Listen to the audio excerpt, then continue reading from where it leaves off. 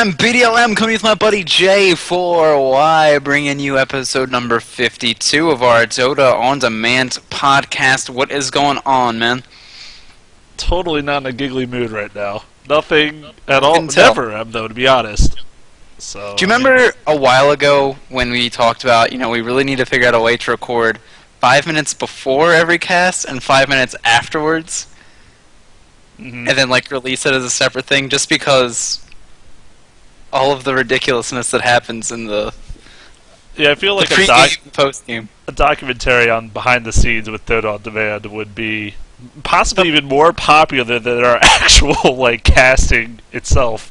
If I actually if I became less lazy and got all those videos from the International 2 up on our thing, I'm sure those would be pretty good. We're a funny bunch. When I say bunch, I guess it's 2 of us. So it doesn't really make a bunch. You don't call 2 bananas a bunch of bananas. You call it just a pair. I guess it's a pair. But I don't want to be associated in a relationship with you. It'll be like the odd couple. The odd bananas. Like the show. Or not, yeah. Anyway, there is a point to this show. Yes. I promise. Actually, as you guys probably know, last episode was kind of a two-parter. We're calling this one 52. The last two were 50A and B, or 50 and 51, if you wish. We got to do a little bit of retrospective and stuff, which is funny because because I'm a narcissist and I can't just push all that into one episode and leave it be there. I got to expand it out into the others. The love for what we've done here. I went back and listened to episode 5, and it is exactly the way I remembered it. And that we were like, oh yeah, this is going to be neat. And also, I'd like to point out the fact that I think I had a better quality microphone 45 episodes ago than this one. And I'll just take a moment to remind everybody that there is a donate button on our YouTube, just in case you missed the old mic. I'm just... there's ways to get these back. Technically, weren't our first donations supposed to go towards a webcam for Craig, which he's already acquired himself because, I feel like we were a little slow on the roll for the donations for him. So, so I guess he did pick up his own. And of course, he hasn't joined us in a while. Probably because he doesn't play Dota anymore or watch it. That might have something to do with it. I mean... A tad. A little bit, but nonetheless... It's because there's no Invoker. He's given up on life. That's true. Invoker has pretty much disappeared completely from the scene, so... And Meepo. Although... No Tail actually picked him up this past week, yeah.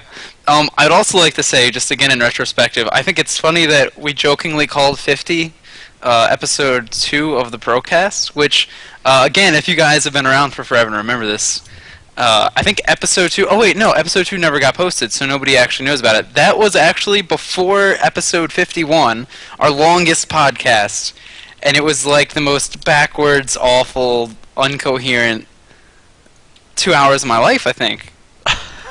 If I remember correctly. It was quite a bit of rambling and not really making points in anything at all. Actually, funny story. I have all the lost footage. And it's actually, you know where it is? It's on our broadcast YouTube. So I can go ahead and link this in our Facebook. And for anyone who really wants a treat, this is what you have to do before you watch any of these is, wind down after work, get yourself some nice glass of wine or something, and just start playing, maybe episode 3, Fuzzy Wuzzy Was a Carry or something, and just listen to the old good times. It's like the oldies, the classics. This is kind of what this is, or what it should be interpreted as. Back before we had knowledge, back before there was all this new technology, and, this is just the old good stuff. Yeah, I like it. But anyway, I guess this is sort of going to be, as we haven't actually introduced sort of the episode, or what the point of this is sort of almost going to be like a part 3. I feel like we have some stuff to talk about, just sort of in reference again to the qualifiers, and then also some stuff with the patch introducing Compendium Matchmaking, but then also just sort of looking back on this past week and seeing what kind of impact the patches actually had. So it should be a good time. And I think the way that we can probably lead this up, unless you have anything else you want to say in opening. Oh, I wanted to give a nice shout out to a friend of the show, Mobius00. who's been around for a while, cheering us on, and just I'd really just like to say we appreciate your comments on our YouTubes, and really does keep us invigorated, but also really love to hear feedback in general, and just so it's really great to get those kind of things. So I just wanted to say thanks a lot for listening and taking the time to even write out these comments. We really appreciate it. Yeah, absolutely. I mean, can't say it enough how much the feedback is appreciated here, and how much we appreciate you guys, help pushing us on. But we're going to start by talking about something that actually I didn't even really realize was a thing until you look at how Alliance was able to sweep a mostly Asian tournament. And that Ace doesn't really allow for some of its big Asian teams to compete in any tournament that they want to. And actually, after Alliance wins, like, holy crap, Alliance wins, crazy. One of our buddies actually goes, well, they don't get to play against a lot of other teams, really. They pretty much have to practice in-house because they can't play in whatever they want. And so it was something that actually, you can check it out on Join Dota. Lulu Cakes actually posted a nice little interview that we're going to talk a little bit about between two people that are sort of big in the Asian Dota scene, Chinese Dota scene,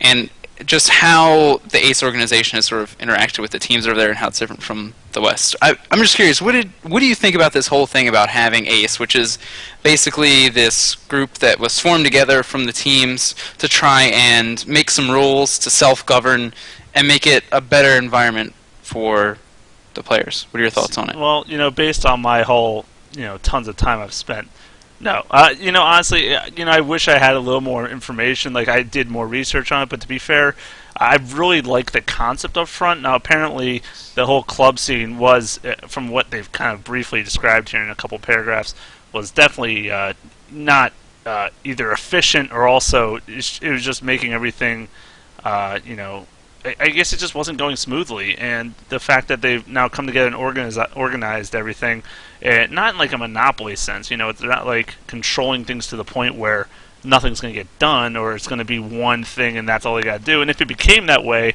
I believe that these teams would step up and say, hey, we got to make some changes. But it seems like an overall really good direction that they're taking it. Yeah, I mean, I thought it was really interesting. I mean, because obviously, we're in sort of, the Western scene where video games really aren't still as mainstream as in other parts of the world, and you don't really have. Maybe you do have the need for an organization like this, but we don't really have a whole lot of them to go off of. There really isn't, something like that running the show for the West, I feel like. And when I first heard about this, it was like, oh yeah, they don't let some of their teams compete in certain tournaments. Like, well, that's stupid. Like, why would you stop teams from wanting to play for money and compete? And of course, from our friend's point of view too, you're not getting as much exposure to other styles of play and whatever. But after reading it and realizing it's like, whoa, well, we're trying to do this to help encourage smaller tournaments to grow and stuff like that, I sort of got a change of opinion there, and it's actually really interesting how it's worked out. Yeah, exactly. The way he was pretty much explaining it is saying well, if we host these events and we kind of allow these lesser teams to play with the bigger teams and stuff, and only I guess people feel like they're just not worth as much money, and so they'll be giving us sponsors will be giving us less money, and overall it'll just kind of bring down the whole worth of the esports scene in China, and they're trying to obviously do the opposite. They're trying to raise it. So unfortunately, it's kind of making it we're kind of making ourselves this elite, top tier. You have to be exclusive to get into this, maybe, but maybe over time that gap will be bridged if it gets more popular and they can make even lesser tiers and then build their way up. That has a possibility over the long run. Well, that's what I thought was really interesting about it, because that's something I never really considered, is if you keep big dogs from competing in these little tournaments, then that encourages more, mid-level play. Actually, you're talking about Bonk. He's actually been playing competitive StarCraft, not super high Grandmaster, but he's been playing in the top couple of tiers, as far as the rankings on online go, for competing for coaching or $10. And it's if you have your Idras reaching down to play in $10 tournaments, then you're devaluing those super good players, and then you're also discouraging the low-level people from wanting to play. Because they're like, well, why am I even going to play? If Alliance is going to come in here and sweep, or oh, we're going to go up against LGDCN, we're not that, like, there's no reason for us to compete. So it's actually it works in both directions. It helps the higher,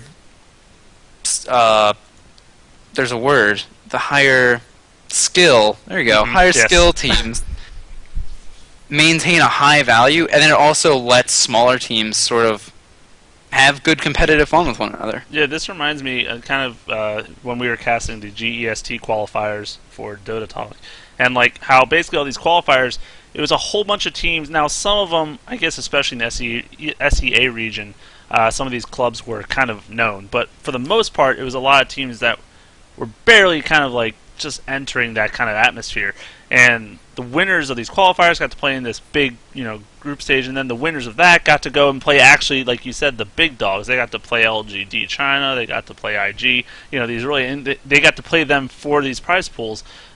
So it's like, that was almost like, to me, like a tournament that bridged the gap, if you will. That, like, it didn't put the big dogs right in there with the small guys right away and said, oh, well, you guys Good are luck. on the same level. Like, no, we know you're not. But so that's why like they're kind of like building up through the ranks and like getting to play them in the final stages of this tournament.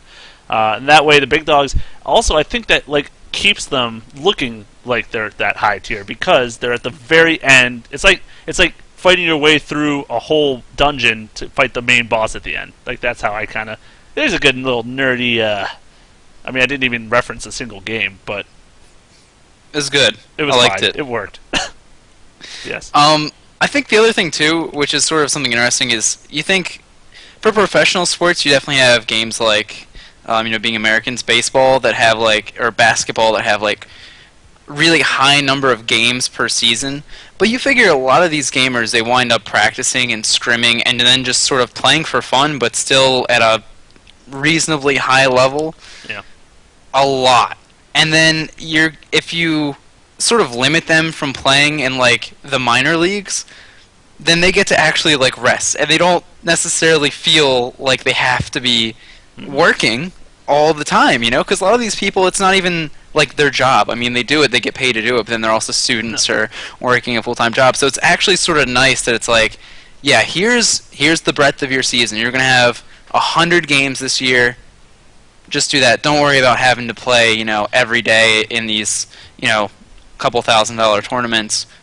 We're going to keep you where you're going to be able to make the money and sustain that, and then have to put in, a reasonable amount of time instead of excessive amounts. Now, here's something I want to kind of bounce off you and maybe turn the conversation a little bit into. Kind of comparing how League of Legends this season has gone forward and how either Dota could maybe take aspects of that, or maybe if you don't. Well, let's just compare it. So basically, for people, those who don't know, and I'm not comparing the game at all, by the way. This is me strictly their format of how they're running Season 3. They have what now is called the LCS, or I think it's the League of Legends Championship Series or something. Essentially, in the end of Season 2, it was like the top 8 NA and EU, and then I believe maybe Asian has their own as well. They got picked to compete.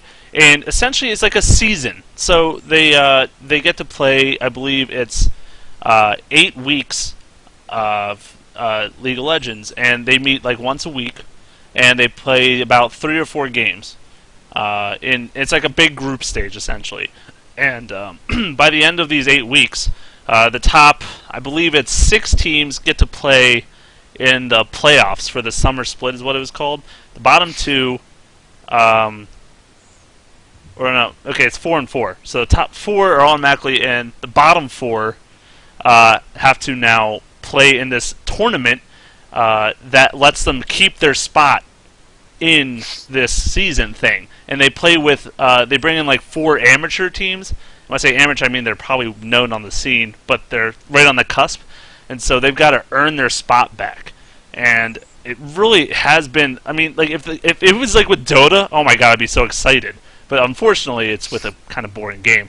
But like I kind of love the idea. Now the unfortunate part, and this is where I'll let you start getting into it, is pretty much Riot's putting up all the money. I mean, they have sponsors and stuff, but it's heavily backed by with Riot's funding and whatnot. So that might you might start making the argument of, well, if you do that kind of format, you're taking away the opportunity for other sponsors or other people to jump in, host tournaments, and because these people already are hogging the spotlight with this big tournament.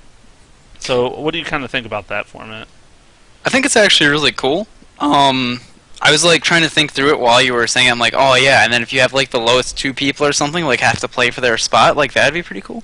So it's actually neat that they have that in place. I think it's interesting. You look at how some major sports, again, just because we're Americans and don't pay attention to the world nearly as much as we should. I'm thinking like football, how you have that on like 1 day a week pretty much, or 2 days a week. As opposed to like basketball or baseball where it's almost on like every other day. It almost feels like the way Dota is now. You can pretty much just any day you look and see which streams are up and you go watch that and you get the sort of the baseball, basketball sort of thing. But I sort of do like the, here's your 1 or 2 days a week where you're going to get a bunch of games in.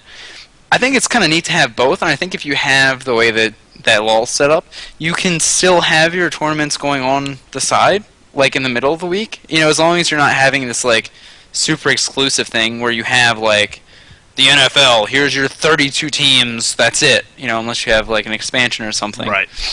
It's that sort of, you still have your chance to make it in, you still have your chance to rise up and become, one of these big teams. So I actually think that's really cool. But, and just showing how, I guess, tournaments are influencing the way that the game's getting played, I think that's actually kind of a neat thing to look at how the Compendium Matchmaking actually got put in, unless you have anything else to say on the... No, that was it. Okay. You can now find a match and play the heroes that were picked in a particular professional match. And this week, I believe it is EG versus Roxkiss. And so, I think that is one of the cooler ideas maybe ever. I think it's really neat how they've decided to do that. What are your thoughts on it? It's definitely a nice idea. Now, granted. Now, first of all, is it random matchmaking or is it team, or can it be a mixture still? Do you have any idea about that? It's probably a mixture of all three. You could probably do up to 5 people, so it's probably like that. I'm sure. I'd imagine so. I haven't actually gotten to mess with it. I mean, at all. it's not like captain. You wouldn't need 5. It's not like they have to draft it or anything. I mean, it's already pre-drafted. So, yeah, no, it's definitely like it kind of like allows you. Now, granted, I wonder how many people have watched the games and are like going to try to build or run it exactly the same, or how many people are going to actually just do whatever the hell they want because it's matchmaking. But still, yeah, it's definitely a neat concept. And also, I think it will help a lot of either new teams or new players in general, like figure out maybe combinations or lanes of like oh, this is why they ran this kind of lineup. This makes a lot of sense, and maybe give them more ideas down the road for their own kind of drafting or their own hero play. I think it's neat too that it's like a really interactive thing too with the teams, because if you win, you earn points that you can actually put towards players and teams, and then the players and teams with the highest points at the end of the week or whatever get a nice little reward. So it's neat that you actually have people, so that there's this interaction sort of between just your average Joe player and the pros. Is kind of awesome. Yeah, I hope Dendy get that crazy I was pud. going to say, this is like all about E-Fame then, at this point. Signing up for your favorite hero or player and team. I mean, yeah, that's just playing favorites, but... I mean, it'll be for whatever of those teams, I imagine, how it works. I haven't, like I said, I haven't gotten to mess with it yet, but... So, it's not like you can every week give Dendy a new Pudge skin and make him play. But... Darn it. We can dream. We can dream. Yeah, definitely interesting as well. It's like, literally, that was the update. They just want to throw it in there. But yeah, it was really neat. I mean, obviously, I'm sure they're working on stuff in the background, just not releasing it because the international's approaching. But it's kind of cool that they're able to sort of throw in these fun little things as we wait. Mm-hmm. But I think the only thing that we have left, which I guess is kind of a big thing, is sort of the patch in retrospect. There are definitely some particular things I wanted to talk about. But I guess I'll just start off by asking you a very broad question. What and it's actually three questions in one, so you get some choice. Okay. What did you expect to see that kind of happened? What are you surprised to have seen since the patch, and what didn't happen that you sort of like wanted or expected to happen? Oh dear God. You get some breadth. You get to pick. You get to. Oh dear God. Well, all right. Let me Wanted start to with warn one. ahead of time, maybe. It could have been a little helpful, but you wanted to spring one of these on me because I've always done it to you in the past. So, to be fair, that's acceptable, I guess. So one thing I predicted that is 100% true. That's happened at least once because I watched a game just recently. So I know it happened. Was after the Ancient Apparition rework, he got ran middle. So definitely thrilled about that, bringing it back from the Dota 1 style. It was actually, and I have a little bit of notage. But who is this guy? Who is this guy? What's he doing with these things? You speak of. It was Navi versus Virtus Pro in the D2L, the Dota 2 League. It was their game one, and they decided to run their Ancient Apparition mid with, like I said, Dendi. They also had Nubian Assassin, Lifestealer, Rubik, and Bounty Hunter. So they pretty much had like a really heavy gank / single target damage team, except for AA, who just kind of like drew it all together, I guess. I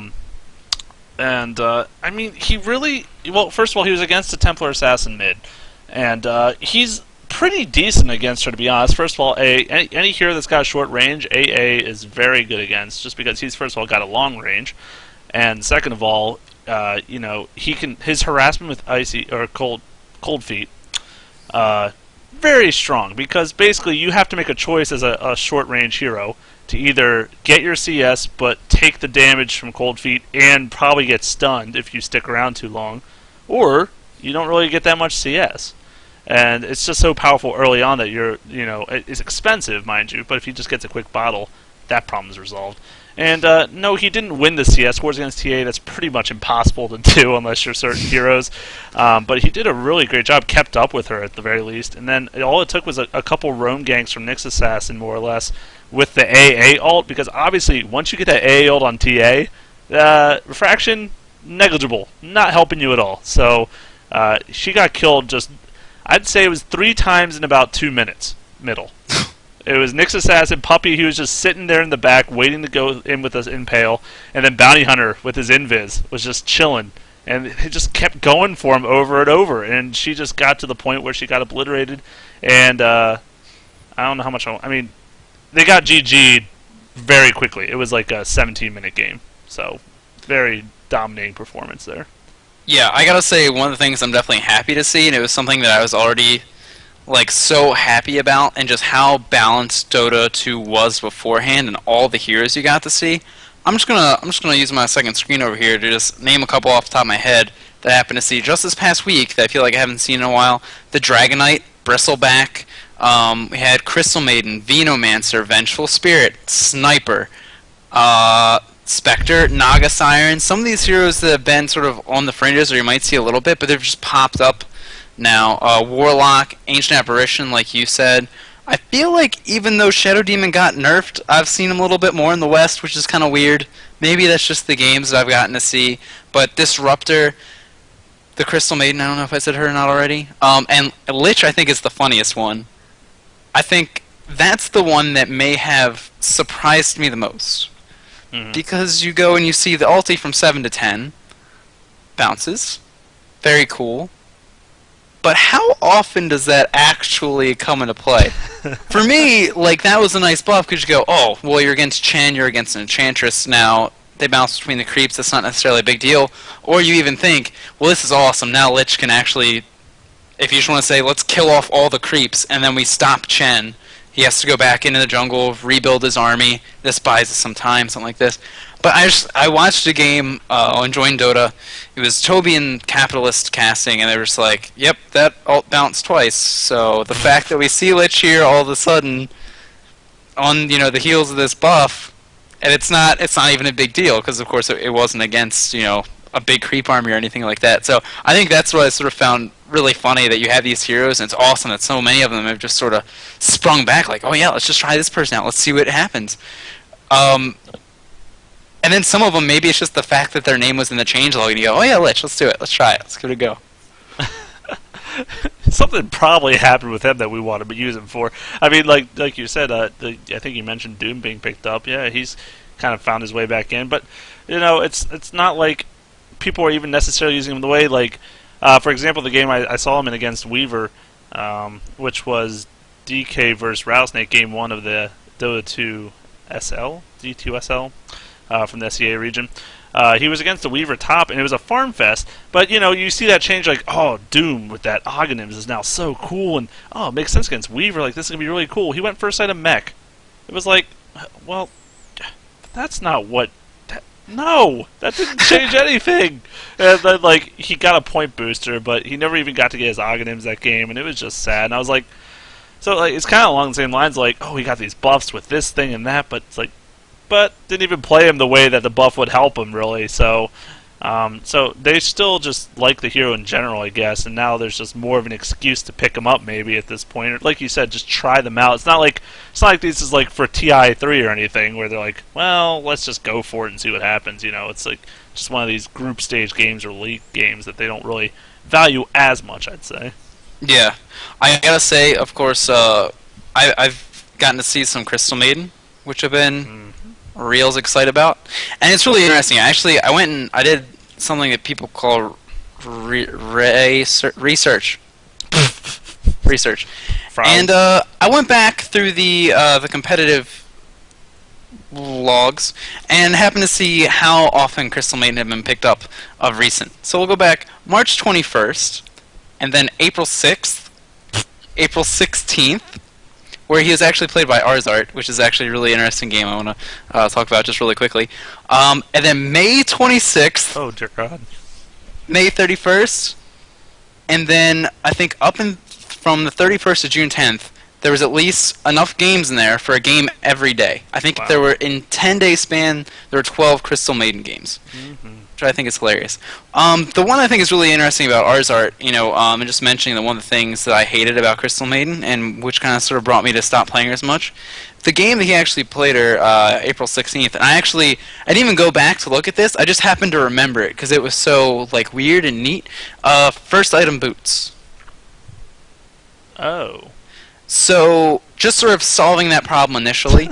Obviously, there was another support that had to pick up the slack as far as wards and stuff. But just like, yeah, I know, this is going to suck, me being so slow, but if I just get boots right off the bat, I can even be more aggressive. And in some of the games I've seen recently, Fluff and Stuff actually has played Crystal Maiden, I think tied with Beat for the most in the last week or so. Phase boots, Force Staff. So really... trying to solve this problem. And the thing I really do like about the phase boots too is you pick up that damage, because another part of the problem with Crystal Maiden is just that awful badminton lob attack that I just hate so much. So you buff up her attack a little bit, it's a little bit easier for her to deny, a little bit easier for her to rest. Yeah, I'm loving it, but then again, I've always been a secret fan of her. I never come out and proudly wave around like her shirt or something. But I don't even know why you do that with anyone. But essentially, I don't know. I think I've told you, and we used to have kind of debates about her ultimate, even putting points in it early. And I said I've always loved to do that, just because I love the potential of it. If you can get, especially after they buffed the duration by a few seconds, a couple patches ago or whatever. I've loved the idea of having that around, at least rank 1. Leveling it up does make it a lot harder to cast, because it goes up 200 mana every time you rank it up. So maybe not the most important thing after the first point, but they did buff it with a combination of Oghanims, if you can get it, which, by the way, I just recently watched a game. Oh, Note's coming back in again, Navi. Navi fighting Verse Pro again, but this time they had the Crystal Maiden puppy sitting on that, and the game went 70 minutes, over 100 kills. I mean, it was a pretty intense game, needless to say. But Crystal Maiden, they got to the point of being so farmed that Crystal Maiden had not only an Oghanims, but also Black King Bar, as a support, and really that ultimate did change a lot of how some of these team fights went. If she was obviously allowed to sit in these fights and just go ham with her ulti, just because they had a Spectre on their team who was dishing out tons of damage. They had a Puck that was a nuisance and doing a lot of work, so she wasn't getting really any focus, and it really allowed her to maximize her damage. Once the ulti's gone, though, with Crystal Maiden in a team fight late game, yeah, she's not doing a whole lot. Yeah, at that point you're pretty much relying on the slow from Crystal Nova, like in the attack speed as well. And that's sort of how she would have to, transition in the late game. But it was something I was thinking about, and and we sort of, mentioned how this was sort of like the patch of Aghanim Scepters, because there were so many additions and so many changes. But I actually started thinking about it, and you realize how heroes like Crystal Maiden particularly, I think, is a great example of this, of how you get this support that when she gets items, goes quote-unquote wrong items, or like items that sort of make sense, but not really, like Sange. And it's not like one time it happened for a troll. It's, oh yeah, I'm going to buy a casual Vit booster. And you start thinking about it, you're like, well, why didn't you build something else? Well, I'm not going to be able to get enough money up to get something like a sheep stick. So, and I need to survive. I need something that's going to help me. And so when you look at Crystal Maiden, giving her that sort of the increase in the slow on Freezing Field is actually kind of nice, in the attack speed slow, is really kind of nice, because now you're saying for these heroes, I feel like Crystal Maiden's not the only sort of support hero that would do this. I actually want you to get something that'll like buff your spells, something that actually sort of makes sense for you as a caster to be able to invest your money into, that's going to give you good stats, and then will also still give you this sort of survivability you want. Maybe there are situations where you want to build a Heaven's Halberd on Crystal Maiden because for some reason you think she's going to get in range to disarm somebody, and you really need that. That's great. But I think if you have another situation where, hey, just the general stats is going to help, and maybe we get, the attack speed slow on multiple carry, semi-carry heroes, it's sort of nice that these heroes now have another way to go other than just like the straight strength stats, Yeah, exactly. They have a lot more options. And I was starting to think about that, and I was kind of also thinking about how when we used to play as a team, we always asked these questions early on: who's getting the mech, who's getting the pipe? It was like just defaulted in our brain that we had to get one of each, and just that's how we were going to do well in team fights in the big game. And yet I've seen some pro games where either they don't prioritize a mech, and I've seen a lot of games where pipe's not even made, not even at all. And it starts making me think, well, maybe you can't always consider that these items are staple for certain heroes or certain build or lineups. Only really situational. Like a pipe, maybe I'd only prioritize that against like a Codal team or something where I know I need to be able to push in the base, and we need that pipe to make the break, and not just every game build that kind of thing. So that's more maybe on the pub level thinking for the items. But I like some of these supports games. Like I want to jump back in the game. Now, granted, this was a 71-minute game, like I said, so it was a bit out of control for everyone involved. But they had to support Lena as well. She ended up getting an Aghanim's and an E-Blade that game, and I was on Skype with Matt and Craig, and I think they've heard me release my load a few times now. When I say load, I mean my theoretical Dota load. That doesn't sound much better. But essentially, let me back it up. So I was really excited at times during this game because there were just moments where she would pop her E-Blade, use that Aghanim's Laguna Blade on someone with maybe a Dragon Slave, and then also Puck, Dendion Puck, not only did he have an E-Blade as well, but he had a Dagon 5. So it would just be like someone would literally go from full health to 0 in one little ethereal burst. And it just blew my mind how much late game damage casters can still do with that E-Blade. And I remember going back, we were talking about when E-Blade now was just your main attribute instead of it only being agility. And granted, at first, Craig and you were hating on it a little bit when I was saying I love the idea. But, yeah, and I definitely understand it's not going to be an every game item. But it definitely can pay off given the right combos and the right late game strategies, and it definitely did in this case. Yeah, I like it a lot. I think, of course, this is sort of like the same thing when I was talking about like, oh yeah, well I can't save up to afford a sheep stick or anything. It's like it's one of those items that on a support is fantastic, especially when you consider pro level supports, just because you can banish your allies too. So you can, oh crap, Animate just jumped on somebody, banish them out. We're just gonna save them real quick. But yeah, I mean that's like an item too that I feel like has changed just so that supports have like that sort of high tier item that they can go for, to give them some extra utility, sort of in the department that they wanted, instead of just get tankier so you can throw more spells out, you know. Mm-hmm. But I think just because I still am deeply in love with this Crystal Maiden lady, I also kind of got reminded of, I think more than once in the past I've particularly talked about how I love the aura. And just how much I feel like that's always been fun, especially like even when you and I played Han back in the day. I liked building strategies around the Brilliant Aura, the Arcane Aura, and Glacius Soul Stealer, and Glacius Valkyrie, and so it's kind of neat to see Crystal Maiden get a buff to her Arcane Aura, and we also see heroes like Mirana, who got some buffs. I still think plays well into that. You have because Soul Stealer is now sticking in my brain instead of his actual name, Shadow Fiend. Shadow Fiend. Mm-hmm. Also getting, I would say, a buff to his ultimate. It's kind of neat that you can see her sort of get better, and then also making some of these other heroes get a little bit better in their laning stage. And this is something else, too, in looking in one of the games that Fluff played, I believe it was against Kaipi, where it was a Treant Protector and Crystal Maiden, and a Gyrocopter Tri-Lane. But Treant Protector, this hero whose living armor is amazing, it's not expensive, but if you're constantly casting it, you're a little bit strapped for mana. All of a sudden, you add a point in the Arcane Aura, Gyrocopter made a Ring of Basilius. He's pretty much sitting pretty now, and you have your opportunities to go for the first blood with the Leech Seed, go for the kills with the Leech Seed, and also keep up the regeneration across the map for health and mana. Yeah, no, exactly.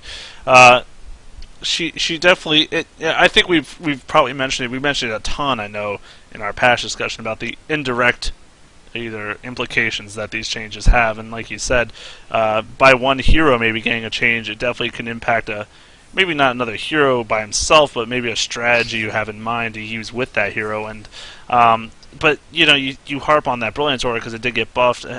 I know at least, and you've I'm sure watched more Crystal Maiden games than I have. I've only watched actually the one with Puppy in it, but he only got the 1 point in it early, and then didn't put points in it the rest of the game. He just maxed out everything else in stats later on. So, do you think that's going to be a normal habit for people, or do you think there are going to be other cases where they will put just even more points early on in that? I think so. I mean, I feel like we've talked about it before, where it's sort of like one of these abilities that is really strong early, so it's sort of it doesn't really make sense. Like, if you're leveling up, you're going further into the game, and you're putting points into an ability that's only going to get worse as time goes on. Mm-hmm. So I actually think that that's pretty much how you're always going to see it. I like the 1-1-1, and then you look to go for, okay, well, do I need Frostbite or do I need Crystal Nova? And you level accordingly, and you pretty much keep that R at level 1. I could see like a second, maybe even a third point if you really needed it, but I think generally speaking, it's going to be the 1 point. And I think the other kind of neat thing, you're talking about how these buffs and nerfs interact with one another, when you look at how the courier speed got nerfed with an empty bottle, maybe that also sort of makes Crystal Maiden a lot more attractive. If you really just need the mana and you're not just abusing the courier to get the health back from the bottle as well, then hey, I mean, maybe, especially you look at Templar Assassin, right? This hero that used to be able to just abuse the refraction, the cost got increased a little bit, didn't really hurt her that bad, but now you make it a little bit easier for her with 1 point in the Arcane Aura. Maybe she's a little bit more viable for you. Maybe you like her a little bit more now. So I think she's one of those heroes that at the time, like, oh yeah, these are some neat little buffs. I think that, they're going to help her come into the game. Now, actually, like, weighing it up against some of the other changes, she's making a lot more sense. Yeah, exactly. She may be, obviously, she's being considered again for these different things. And, I honestly don't feel like the changes she got should have made the world of a difference to these teams. I feel like maybe it is because of the indirect implications of everything else that they're like, okay, shield makes sense in our new strategy with these other changes that we found to come in game exactly. So, because otherwise, pretty much the only thing that I'm seeing a difference in is 0.5 brilliance or regen. I mean, the Aghanim's ulti thing, you're going to see in 1 out of 20 Crystal Main games probably, and then the Freezing Field, 15 more AoE radius. Let's be honest, it could make a little difference, but yeah, it's really not the changes that make that so much. But I've always been a huge fan of her. Just she's a bit random with that ulti, granted, but if I feel like if you have enough threats on your team or you're against a team that doesn't have a ton of hard CC, she definitely can do wonders for it. It's similar, and I like to compare her once again to the Witch Doctor in the same thing. Their ultis both devastating channels if they're allowed to. Yeah, I agree. The other support that I've been really interested in seeing is the Vengeful Spirit. I would just like to point out that aside from the aura stacking, if you like a little Dota history quiz, Jay, I would love one. Remember the other strategy Vengeful Spirit was doing for a little bit? Semi-carry Vengeful Spirit? Oh, yes. Yes. I'm curious because she got so much more health, but I just think it's funny that that's really the last major time I remember Vengeful Spirit being like huge, aside from like, oh, we gotta cancel Black Hole, and now she has more health to do it with. So that's really all I want to say on the matter. But I would love to see that again, and it's slightly more viable now. I mean, I doubt it. Yeah, it could happen, but I feel like a lot of these other carries or semi-carries that weren't really getting used now got such big changes that I feel like teams would much rather be willing to adapt to them. And to be honest, has it happened already or not? I don't know if you know. Maybe you can pull up your Dota Academy or whatever you usually use, but has Skeleton King been used in a pro game sense? Not that I'm aware of. I can look it up real quick, but I will say that I have actually gotten to mess with that, and I love it. I think it's one of the better changes ever. No, I think it's really neat though, because I think for Skeleton King, it was almost like he was a hero that had to reach critical mass. Once your crit numbers started getting outrageous, then you're like, okay, this makes sense now. But now that he has this sort of early game ability to sort of have like another extra nuke at range, so he doesn't even have to worry about necessarily closing the distance, it's really cool. I think you also now have this ability to say, what happens if I'm getting really far behind as a Skeleton King, and I'm not getting those big crits? Don't put points into the crit. If you're not getting a lot of items, don't put points into the crit. You can just keep the 1 point into it and still do a massive amount of damage from range. Or you can say, I'm going to hold on to it. I don't need to steal the health. I'm just going to go for the big number of crits. And you can even use it as a way to secure kills, Exactly. And the fact that it's a drain is really nice as well. And 20%, I mean, it scales throughout the whole game, which is just wonderful. He's actually been picked 3 times. Oh, wow. How's he done? Loss, win. Oh, okay. I mean, So- teams figuring it out. And was Io paired with him in any of those games? Oh, now you're asking me for crazy things. Come on, stats man, BDLM. I'm wearing a collared shirt, so I could be the stand-in for Bruno on this show.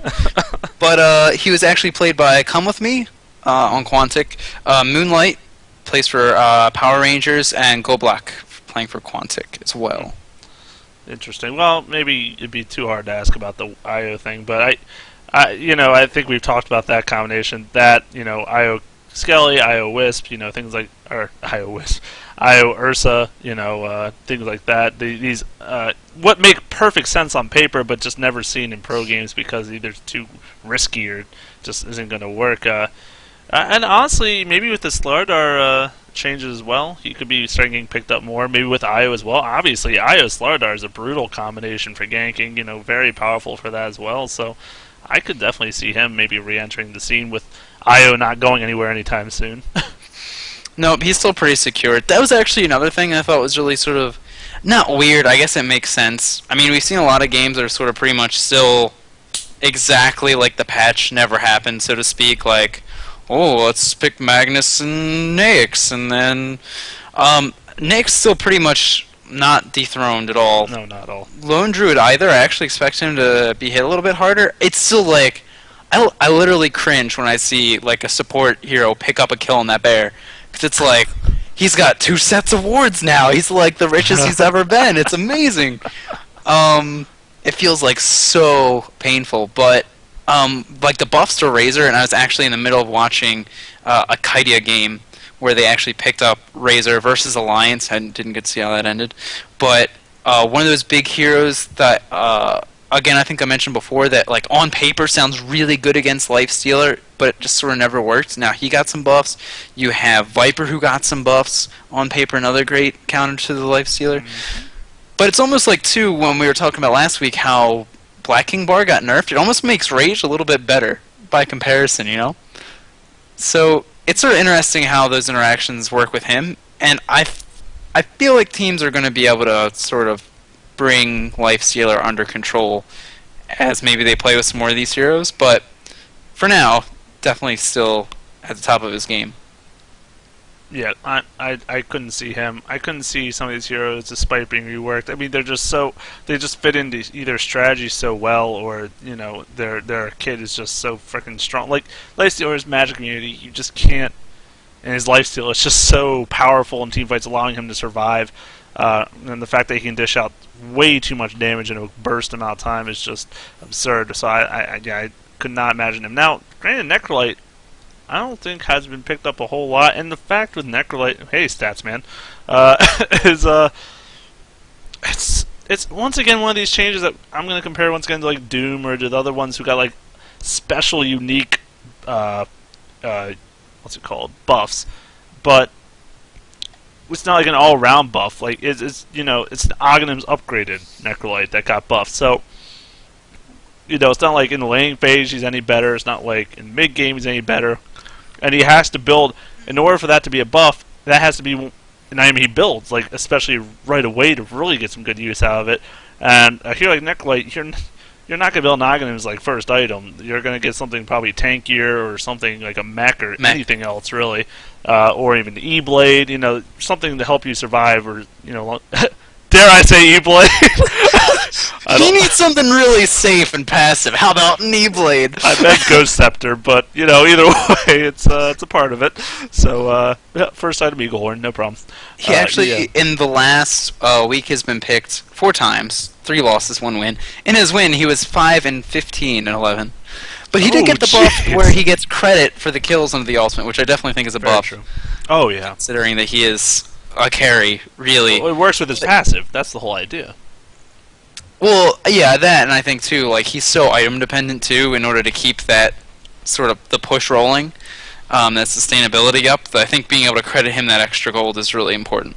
Yeah, no, absolutely. Not only the credit, and then of course, it goes hand in hand with his Aghanim buff to allow him to not let people buy back when he gets it. So, you know, all these reasons, of course, is why it makes a lot of sense. But because I think we said last time too, but how many times have you been in that situation where you ulti that guy and you're like, oh, here we go, here comes the regen, the money, I've got this under control. Then like Lena comes in, Guna Blade, thanks, thank you. Yeah. I think I had it though, but yeah, what are you gonna do?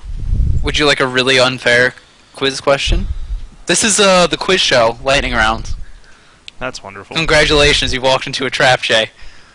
Actually, I've been sitting here this whole time, but continue. You've been sitting in a trap this whole time. Oh, God, very slow to activate. It's like Saw, but Dota related. That's creepy. Let's go. Okay. Liquid Bulba. Mm-hmm. Said I actually happened across the Team Liquid forums, and he was like, "There's one buff or one nerf that really hurts my soul." I'm paraphrasing, and maybe over dramatizing. I'll say the hero starts with a C. I was gonna say, am I gonna just completely guess it out of the blue or something? Bulba said this. Bulba said this. It's gotta be Clockwork. Yeah, if you remember the nerf, Power Cogs no longer knocks back magic immunity. Power Clogs, like a Power Clogs, like a rooter or something, like some wooden shoes. No longer knock back magic immune units. And he actually explained it too, because some people were like, "Oh, poor Bulba." because like it's like one of these things where it really actually hurts Clockwork being able to sort of go into the late game, because it's actually really powerful. Not only just to be able to sort of put up your cogs and say, hey, you can't move around here, but to actually stop people from teleporting out in the middle of a fight once they go Magic Immune. And it was something that he sort of cited, and I thought it was really interesting. That's sort of something that I think most of the logs like highlighted some of the big changes. They're like, yeah, this is one of them. And I think it's sort of even the average person would be like, oh yeah, that kind of sucks. But I feel like I've still seen Clockwork just as much, and I was just curious what you thought about the old nerf. I thought it was. I think, and like when we were talking about it, I think I agreed with the word fair being used with it. Just he's already so disruptive in fights in general, and obviously that's kind of his main goal, his main objective. But I feel like there's not. It really that only affects him. I feel like for either obviously against Lifestealer specifically, or against mid to late game Black King Bar people, and I don't feel like it's nerfed. And I don't think it's a change enough that you like wouldn't pick Clockwork now because of that. Like I feel like he's definitely still going to get that great initiation for his team, the great global presence with his rockets, just be that annoying disruptive. Even if he can't knock back those Magic Immune targets, he can still knock back the rest of the team. The supports, everyone else who doesn't have that Black King Bar, and do just as much damage. So no, I definitely think that was a very fair change. Sorry, Boba. Sorry, man. I think I'm sitting pretty on all the things I wanted to hit. Did you really have anything else that you wanted to talk about in the recent goings-ons? I feel like I did, and now I'm starting to struggle to get there. I think there was something I was kind of disappointed about, and not getting picked enough. There's two. Well, I'm always disappointed about that. Let's be honest, but there's only so much you can do about that change. So I was kind of curious. You just need to be better on this stats man thing, because I'm doing good over here. Well, here comes another one. Here comes a fastball down the middle. Has there been? How's Omni been looking, pick wise? Omni Knight. You gotta give me some time after that, because I don't. No, right away. That's it. You gotta be so knowledgeable of this thing. I feel like he probably hasn't been picked much at all, if at all. And if he has, I highly doubt he's gone towards that Oggs build yet. And I really just want to see some kind of team that works with that and like uses that either creatively or I don't know, in a way. I love that change with his Oggs, but I just want to see a situation in which someone thinks it's good to have and good to use. I cannot tell you if he bought Ognims. I can tell you that Fear picked him twice, or played him twice, I should say. Both were wins in the last week. Hey, Omni Knight wins games in general. We know that. Just from his ulti without Ognims alone, I mean, pretty dang strong. And if you repel someone against a Clockwork, I mean, GG. It's over now, according to Bulba. GG. Yeah, exactly. I mean, there's no reason to play anymore. I would just give up the game at that point on the pick. I feel like him, and then also Silencer with Oggs. There's a couple of these Oggs I just want to see tested out to its full potential. Yeah, I want to say I remember one of our friends describing to us a certain video of Zeus Oggs, Silencer Oggs, and yes, there being laughter ensuing. I too would like to see it. That's one particularly, like we talked about before. I'm not sure exactly how that one would have really sort of work out. And actually, in the last week, he's actually been picked quite a bit into little. Probably a few more losses than wins, but still been picked quite a bit. I mean, even before that, he wasn't that few and far between. He was actually still picked up. Well, he's not generally regularly. Ever that carry role. Like he's generally plays that support role. I'd say probably more often the support. Yeah, but still plays as that carry from time to time. But yeah, I mean, I think there's still like a lot of changes that we still can't appreciate yet, of course, just because it is the next week. And of course, I think there's probably a lot of stuff that we're probably not going to see until maybe international. I mean, that was sort of one of the things I always thought was fun about these really big tournaments, is you sort of see these pocket strats from like back in the day, and I know I've said this before on the show, that sort of just come back out of nowhere. Like, it's not that they vanished for any particular reason. It's just people stopped doing them, and then all of a sudden they're like, "Bam, we're gonna go Darkseer, Dragon Knight," which Dragon Knight now even a little bit stronger now. So seeing those two on a team is even a little bit more brutal because they still have that push potential. Like I said, the semi-carry Vengeful Spirit. Not that that's all of a sudden going to show up in the international, but that never really got stopped. It just sort of fell out of favor. It wasn't like crazy super effective, but teams just decided to stop doing it. And so, seeing a lot of these heroes come back, I think is going to refresh the memories of a lot of these captains and some of these strategies that they maybe used to love and used to run. Mm-hmm. So I'm really curious to see which of those we see coming up. And I think, too, especially like with the Lone Druid, I'm curious to see how these heroes over time, if they lose any steam or if they stay where they are. Or, right, the pocket strategies. If teams are kind of like practicing with certain things but not revealing it in these tournaments where they don't want, everything to be unveiled quite yet. And I gotta believe that that's going on. Maybe with heroes even like Tusk, like God knows. I mean, I've been We can dream. Now, granted, I thought like a thing like Slardar was going to wait till a big like TI3 to come out, and Slardar's obviously been all over the place in recent games. But well, yeah, all over the place with his leap and ulti. So, I thought you said Slardar, not Slark. So that's where I actually thought you were being sarcastic. I did say Slardar and I meant Slark. So that's definitely a possibility. Good catch. Slark. Is the one I meant. Slippery Slardar, though. He found his way in. And that's a weird joke. I was going to go there. Anyways, so with these Venomancer buffs, why are we not seeing Venomancer, though? Can you explain that one to me? I have seen him. And I think it's funny because, it's one of these small buffs. I feel like a lot of these are like, just to, like I said, to remind you that the hero's there almost. Like, Venomancer is one of those heroes that I actually loved devoutly for about 2 weeks. And you can probably... I logged about 50 games consecutively with Venomancer. Because I was just like, I loved him for a while. And then I was just like, I don't... comparatively, I didn't... But now, like, seeing this little buff, it only matters later on. Like, it's not something that's better at level 1 or anything. It's really only something that you measure later when it's not as important. But hey, it's there, and just sort of being reminded, oh yeah, we have this Venomancer, he can sort of help us stop pushes. And when you consider that Vengeful Spirit's a little bit stronger now, the fact that our strategies might start to come back a little bit more. I've already seen a couple games where the Vengeful Spirit gets placed with the Chen and some of these other heroes that just stack up the creeps and look to push. Some of these heroes might come back, and that's something that VP was interested in running Naga Siren, Vengeful Spirit. Both games they ran that combination to kind of somewhat help out the base damage issue. Obviously, she's been facing for a while, and obviously, I think you were touching on before the show the Riptide helping out there with that slight buff towards that as well.